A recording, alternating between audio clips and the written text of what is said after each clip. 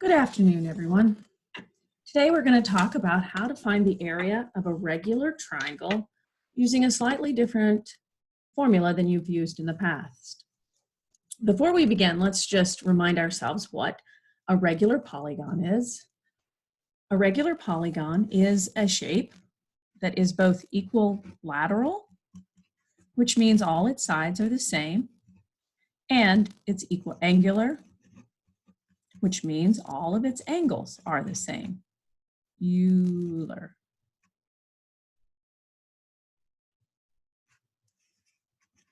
Got it. I teach math. And if you remember, we also in the polygon unit, Unit 8, we talked about how you can find the measure of the interior angles of a polygon.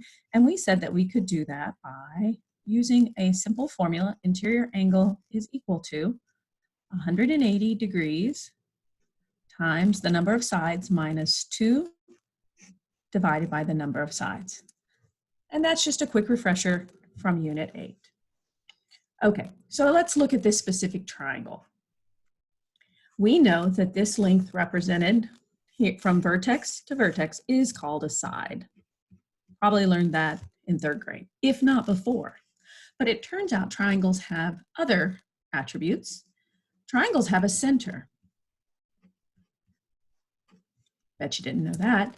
A triangle also has a radius. And the radius is the distance measured from the center to any of the vertices of the triangle. And then one last new component, a regular polygon, and in this case a triangle, also has what's called an apothem, often abbreviated with a lowercase a. And the apothem is the distance from the center to the midpoint of any side.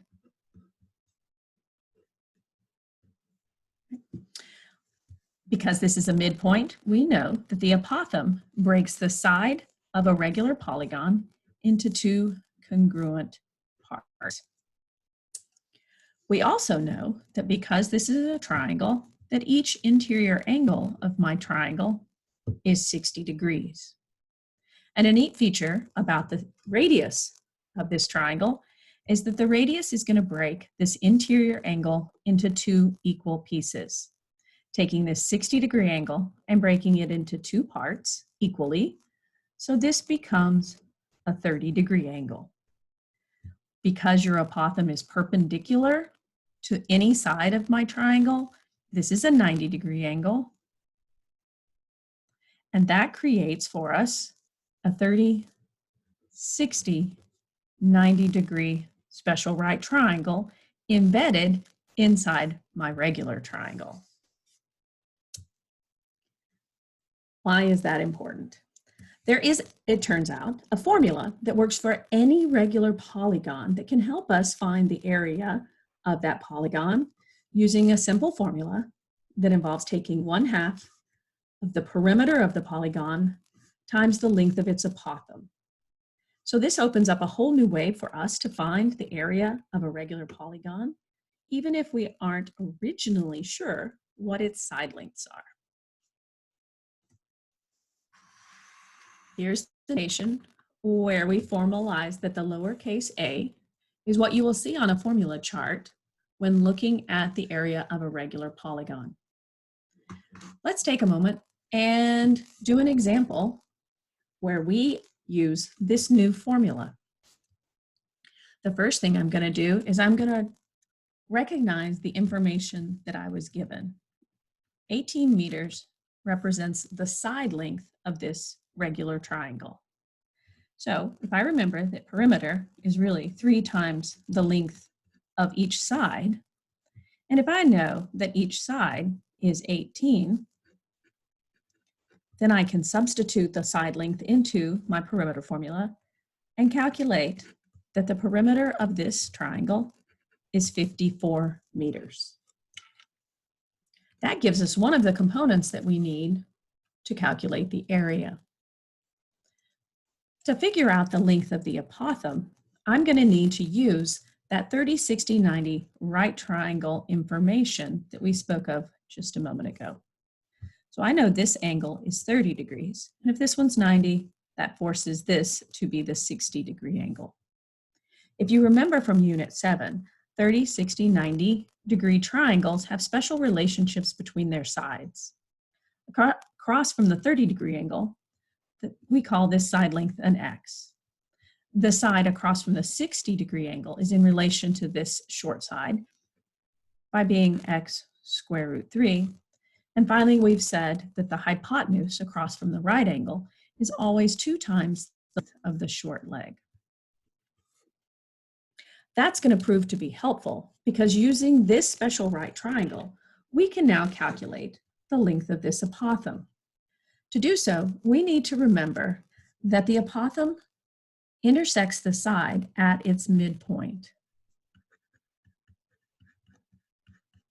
which means that my 18-meter side is broken into 2 equal pieces, making this long leg of my 30, 60, 90 triangle 9 meters, not 90. By determining that this distance from the vertex to the apothem is 9 meters, we now have an equation that we can use to solve to find the apothem. In this case, I just need to isolate my variable x. X square root 3 equals 9. And to isolate my variable, I'm going to divide both sides by square root 3. I end up with x equals 9 over square root 3. We rationalize our denominator. And then I can simplify this 9 over 3, determining that the apothem, or the short leg of this 30, 60, 90 triangle, is 3 square root 3. So I can transfer this information to my picture just to help my brain keep everything organized. But now I have the apothem and I have my perimeter, and I'm ready to calculate the area of my triangle. You know me, I like rewriting the formula. I'm going to take 1/2 of my perimeter, which we said was 54, and I'm going to multiply that by my apothem, which is 3 square root 3. Half of 54 is 27. And multiplying 27 times 3 square root 3 gives me 81 square root 3 as the area of my regular triangle. When writing your answers for these area problems, make sure you remember to include units squared. Okay, so to quick review, we found the area of this regular triangle by using its side length to calculate perimeter, apothem, and area. Let's look at another example. Information we are given is slightly different. In this problem, my picture doesn't quite do it justice. In this problem, I want to make the 8 square root 3 represent the radius of my triangle. That gives us something a little bit more interesting to work with. If this is the radius of my triangle, then I need to start by solving this 30, 60, 90 special right triangle before I can calculate my perimeter. In this particular case, my angles are still in the same relationship that they were before. I have a 60-degree angle inside my angular triangle that is split by the radius into 2 equal pieces, making this a 30-degree angle. In this 30, 60, 90 special right triangle, we know the sides have a relationship that looks like this. The distance across from the right angle, the hypotenuse is always 2 times the shortest leg. So if I know that the shortest leg, if I know that the radius is equal to 8 square root 3, by labeling my picture, I have an equation that I can solve. 2x equals 8 square root 3.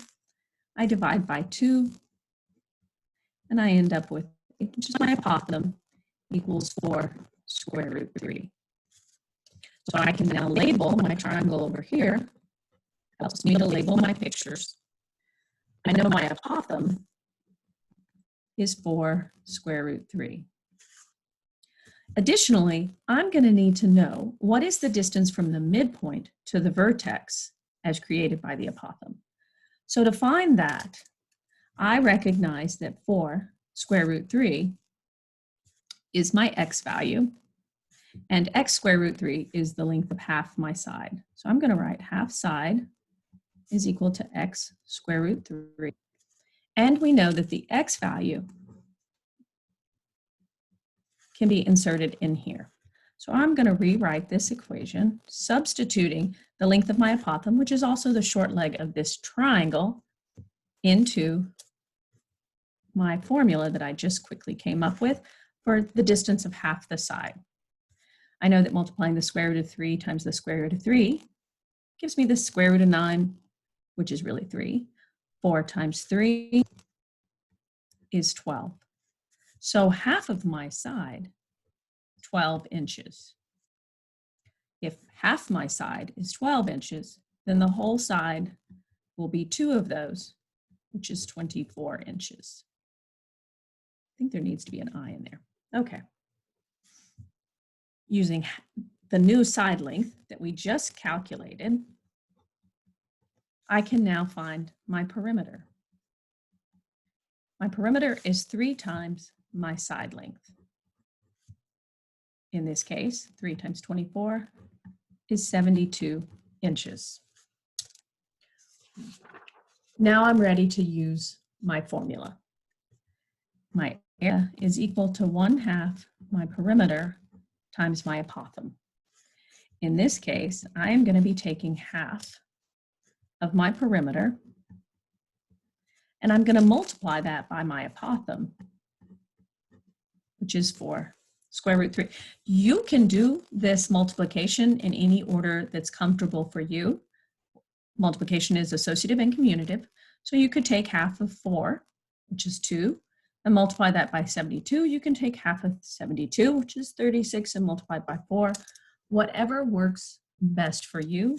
In either case, you will end up with 144 square root 3 as the area of this regular triangle. In writing my answer, I'm going to remember to put my units squared.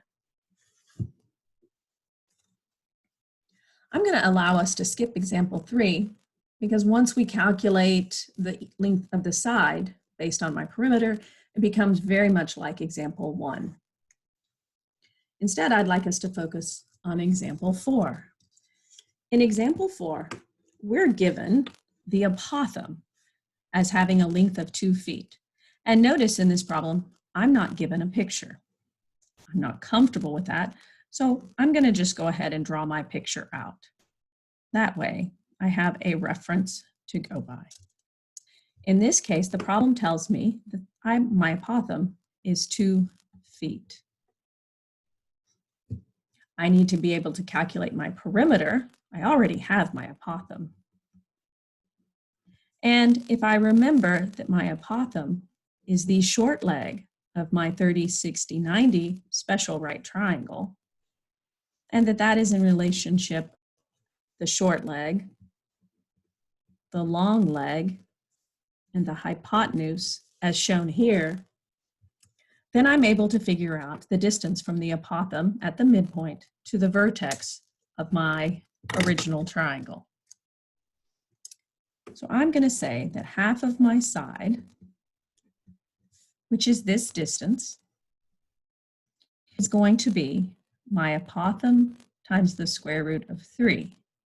And because my apothem is 2, I can substitute that in.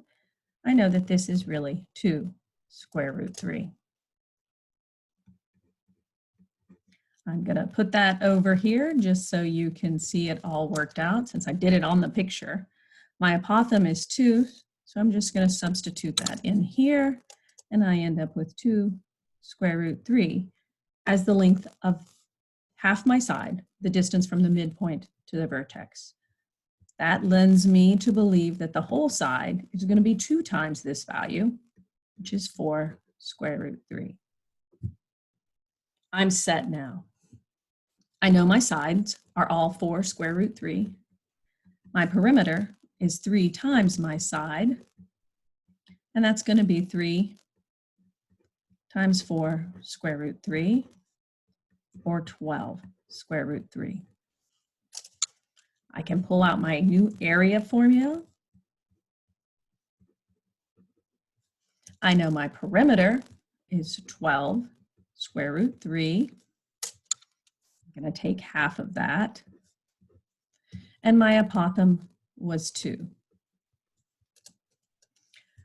Quick lesson here, guys. Half of 2 is just 1, and that leaves me with an area that's equal to 12 square root 3. I'm going to write my answer. I'm not going to forget to include my units. And I have now calculated the area of 3 different regular triangles using 3 different pieces of given information. I'm ready to practice.